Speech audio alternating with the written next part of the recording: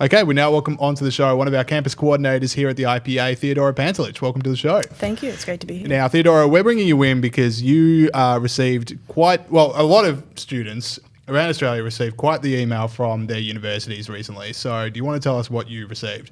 Yeah, so I logged onto the Melbourne Uni portal one day and saw a message from the administration saying the University of Melbourne supports the Climate Day of Action, like the Extinction Rebellion thing, this Friday, 20th of September.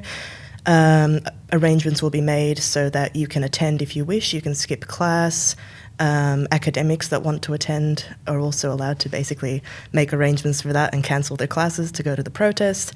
And my first thought was basically, well, isn't it funny that a university is supporting a movement which is saying that humans are going to be extinct a few years down the track, right? Because if they genuinely believed that, they may as well just give up because no one's going to be going to class like 10 years down the track, right? It's true. Yep. So it sort of just points out what kind of a really shallow, it's such a stupid thing to do. It's such a classic example of virtue signaling. Yeah. Before we get into that, can you describe to me what a portal is? Yeah, Pete and I would have done so much better at university if we knew what a portal was. So the portal is a magical place. You log in with a username and a password, and all the information you need to succeed is on the portal. There you go. Yeah. So the university, they were literally saying, like, they will encourage students and encourage teachers to make changes for students that are going to the protest. Not just like if you want to go, fine, but that's at your own peril and you need to figure out what you're doing. Yeah. It is like, look, what can we do? Yeah, literally. What can we do to help you? So I think La Trobe University had a much more reasonable response to this. They said, if you want to attend, obviously you can attend, but you still have to submit all your assignments that are due on that day. You still have to make sure you pass the attendance hurdle. Fascists. Yeah, I know, right? But bloody fascists.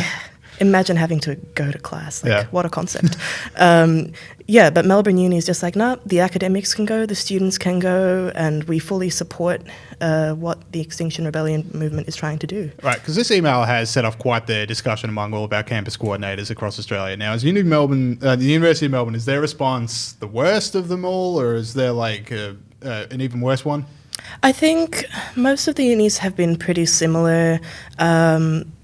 The academics at a lot of these unis are already really invested in this really alarmist environmentalist cause anyway. So like the day-to-day lectures and shoots at these unis are already full of this kind of stuff. So it's not really a new concept, I think, at a lot of these unis. So this sort of demonstrates that this is a bias problem at universities, because I can't imagine there being special arrangements being made for students who want to not go to class to go to like a nuclear rally or something. Yeah, exactly. It does raise a question. A student certainly wouldn't be given permission to attend a nuclear rally and skip class because of that. And I think, there is a very serious problem at universities right now in the administration and the actual academia itself, as well as among the students. Because, if you're at uni, you're young, idealistic, you have a revolutionary phase. I mean, I didn't, but that's coming. Theodora missed a revolutionary phase. I did. I skipped that. I mean, looking at you, Pete, I'm sure you voted Greens. I did. Once I upon a definitely time. voted Greens. Yeah. See, in the 70s when I was 18. There you go. Already making those jokes now. We're making. Okay, so how'd this go down with students? Because definitely the campus coordinators, they were having a big old laugh on the Slack channels.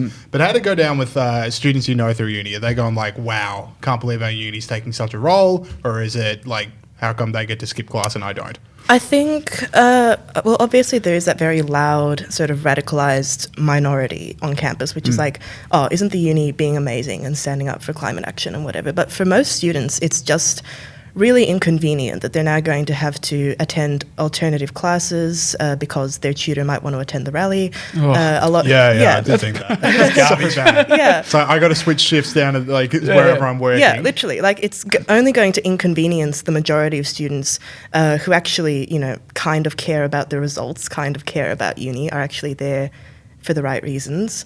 Most students aren't activists. They don't really care about the Extinction Rebellion stuff, and they just want to get on with their work.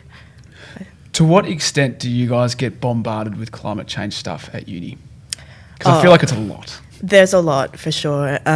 Basically, every discipline. I know as an art student, I see it all the time in history classes. For example, I had this, I did a subject last semester on British history from like 1600 to 1800.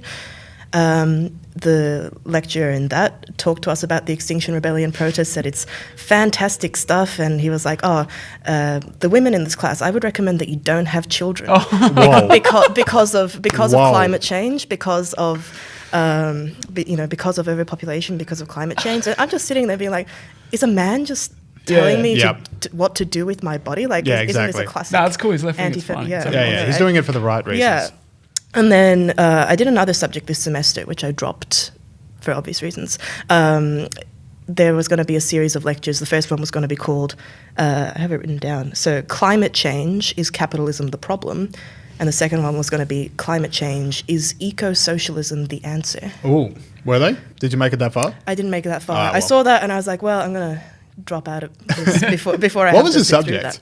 It was a subject, it was sort of a generic breadth subject, like multidisciplinary stuff. Right.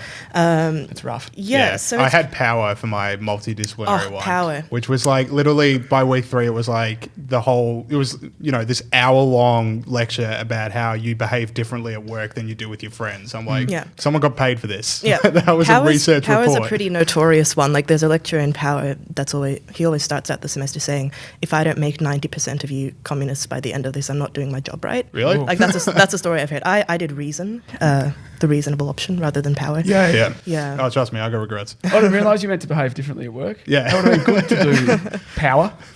All right, sweet. Last thing we got, unless you had any more on that. No, that's all I had. All right, so last thing we got, we saw over the weekend a Instagram page or a Facebook page, Brown Cardigan got banned. Now, apparently they're back on. Now, first off, what is Brown Cardigan? And second, what's been the reaction there? Brown Cardigan is this very Aussie-themed, like, meme page. I don't get a lot of the humour on it. Yep. I'm not going to lie. All right, well, Pete, maybe you can unpack it. No, it's pretty funny. Like, there was this one thing where a guy just, like, wedges a pint of, I don't know, like a beer glass into his mouth and just like skulls it. I didn't understand it, but I could appreciate it. Yeah. But like apparently... It's an athletic feat. Yeah, I'm sure it is. So is it just drunk people doing things, but Australian version? Drunk and other stuff. Right, okay. So and then drunk people doing things has, a few offshoots as well into more illicit substances. But So is that the idea?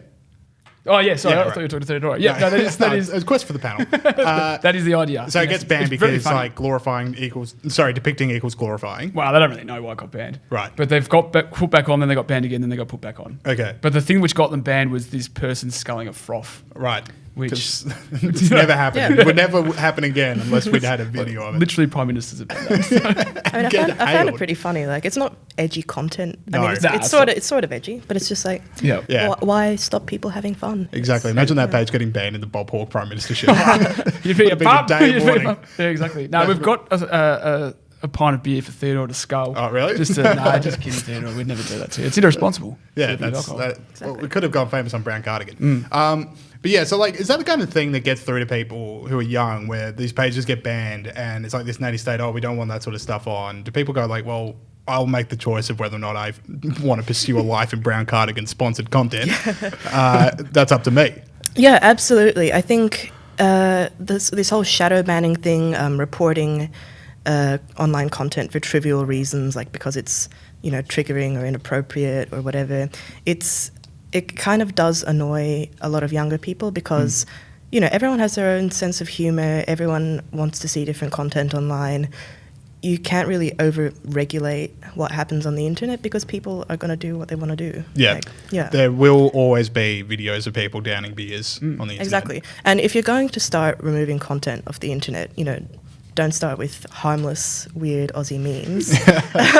There's a lot worse on the internet that you could be looking at fixing. I have no idea what you're talking about. All right, so Theodora, you're sticking around for the quiz, which we're going to have a brief break of like 5 seconds on the show, and then we'll be back with the quiz. Cool. Awesome.